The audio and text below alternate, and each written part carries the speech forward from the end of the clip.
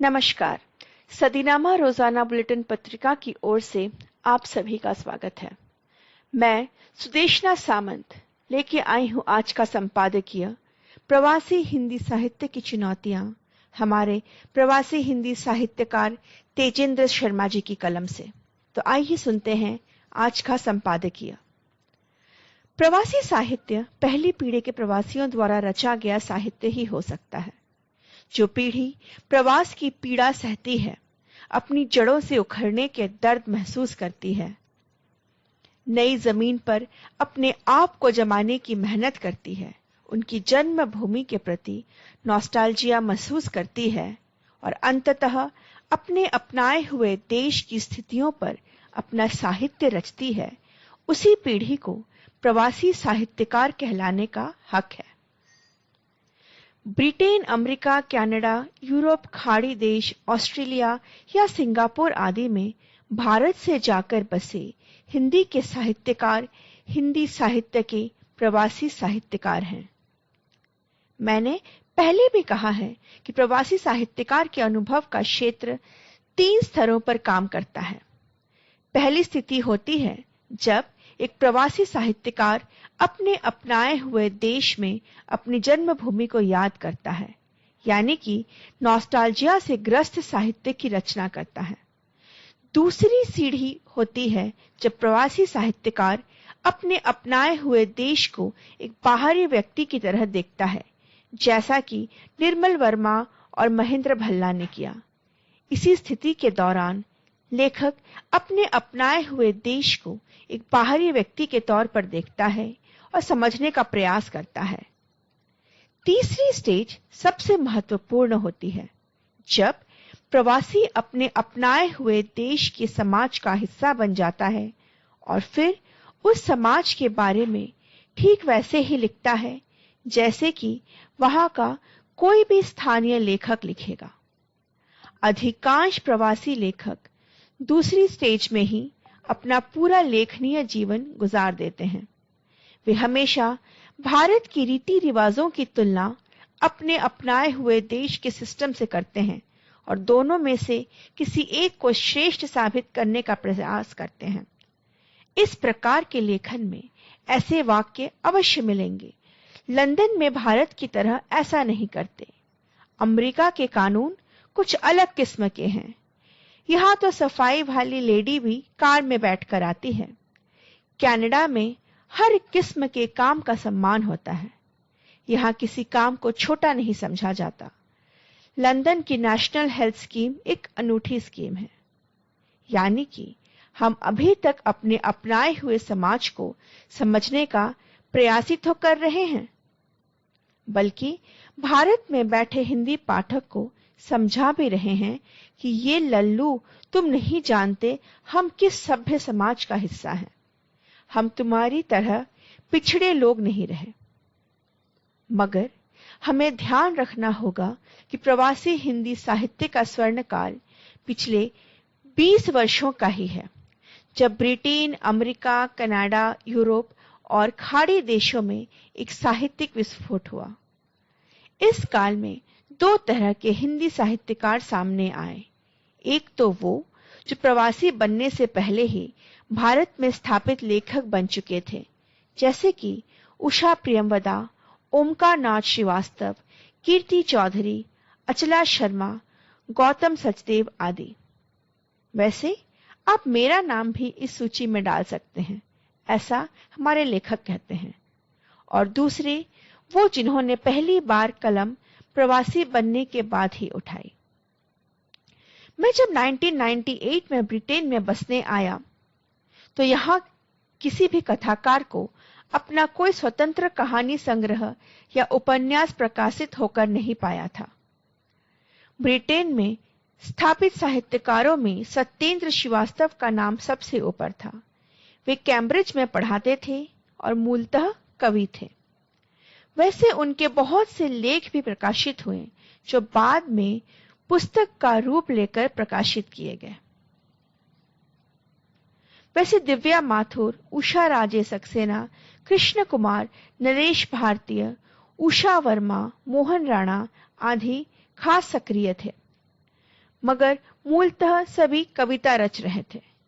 खाड़ी देशों में कृष्ण बिहारी भी हिंदी में लगातार कथा साहित्य लिख रहे थे, मगर वे अपने आप को प्रवासी लेखक नहीं मानते और बहुत जोर देकर अपनी इस बात को कहते भी थे। इसीलिए उनके लेखन की चर्चा इस लेख में नहीं करेंगे। प्रवासी साहित्यकारों की समस्या अपने देश के हिसाब से अलग-अलग होती है। हम मॉरिशस के साहित्यकार के सारोकार को ब्रिटेन के साहित्यकार के सारोकारों से तुलना नहीं कर सकते हैं। यूरोप और खाड़ी देश के लेखक एक अलग दुनिया में जीते हैं। अमेरिका, कनाडा, ऑस्ट्रेलिया, सिंगापुर सभी की अपनी अलग-अलग समस्याएं हैं। सिंगापुर की कहानी का पात्र च्युइंगम नहीं खा सकता क्योंकि वहां च्युइंगम नहीं होती। ब्रिटेन की सिंगल मदर 2 बच्चे पालने में कोई परेशानी नहीं होती क्योंकि यहाँ की सरकार इन्हें इतना पैसा देती है कि वह महारानी की तरह रह सकें। अमेरिका में अपने हेल्थ इंश्योरेंस नहीं कराई तो बेमौत मारे जाओगे। प्रवासी हिंदी साहित्यकारों के सामने सबसे पहली समस्या तो स्वीकृति की रही है। बड़े छोटे सभी आलोचक प्रवासी हिंदी साहित्य को दोयम दर्जे का साहित्य मानते रहे। हमें बहुत मेहनत करनी पड़ी ताकि हमारे साहित्य को गुणवत्ता के आधार पर परखा जाए। बिना पढ़े नकारे जाने के दर्द से मुक्ति के लिए हमें खासा संघर्ष करना पड़ा।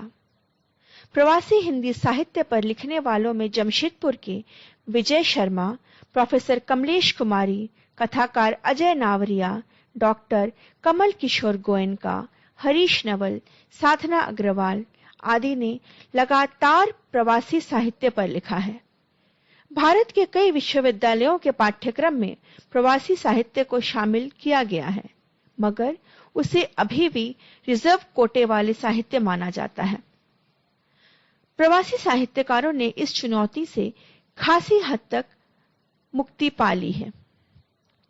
एक समस्या यह भी है कि भारत के आलोचक हिंदी कहानियों की समीक्षा बिना विदेशी जीवन को समझे या जाने कर देते हैं।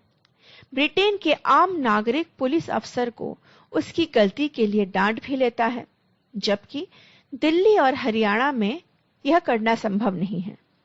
जिन आलोचकों की सोच में मजदूर, किसान, भ्रष्टाचार, स्त्री विमर्श, दलित साहित्य वगैरह वगैरह घर किए बैठे हैं, उसके लिए भारत की सीमाओं से दूर किसी अन्य सभ्यता वाले देश के समाज को समझ पाना इतना आसान नहीं है। आलोचक को यह समझा पाना भी किसी चुनौती से कम नहीं है कि भाई मेरे, बिना सही हथियार लिए यदि मैदान में उतर जाओगे तो फतह कैसे पाओगे। आपको अपने तयशुदा हथियारों से प्रवासी साहित्य की परख नहीं करनी है। पहले इस साहित्य से अपने आप को समृद्ध करना है, तब इस साहित्य की समीक्षा करनी है। प्रवासी हिंदी साहित्य भारत के हिंदी पाठक और लेखक के लिए तो एक नई दुनिया के दरवाजे खोलता ही है, वहीं हिंदी आलोचक को भी एक नए समाज के बारे में परिकल्पना करने का मौका देता है। भारतेतर हिंदी साहित्य के मुख्य विषयों में रंग भेद की समस्या शामिल है, तो वहीं प्रवासी भारतीय के अपने अपनाए हुए देश के साथ तालमेल बिठाए जाने की प्रक्रिया भी शामिल है। 1960 के दशक में जो भारतीय ब्रिटेन में आकर बसे, उनकी समस्याओं का सबसे सजीव चित्रण लंदन के पंजाबी उपन्यासकार स्वर्णचंदन ने अपने उपन्यास कंजके में किया है, जिसका हिंदी रूपांतरण कथाकार सुदीप ने किया, जो कि राजपाल एंड सन्स से प्रकाशित हुई। उस समय समस्याएं बिल्कुल भिन्न थी। सीलन से भरे घर, फैक्ट्रियों में 12-12 घंटे की शिफ्ट, भारतीय केवल चौथे दर्जे के काम के लिए इस्तेमाल में लाए जाते थे। उन्हें पक्की नौकरी नहीं मिलती थी। यहाँ तक कि एयरपोर्ट पर सफाई कर्मचारियों का भी खासा शोषण होता था। बस में उनके साथ सीट पर कोई अंग्रेज नहीं बैठता था। मगर समय के साथ साथ हालात बदले और साहित्य के थीम भी।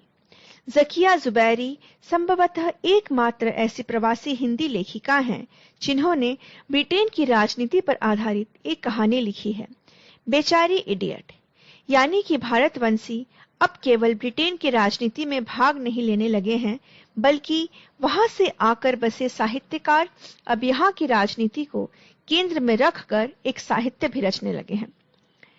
ब्रिटेन, अमेरिका, कनाडा, यूरोप जैसे देशों में हिंदी साहित्यकारों ने अपनी उपस्थिति को शिद्दत से दर्ज करवाई है।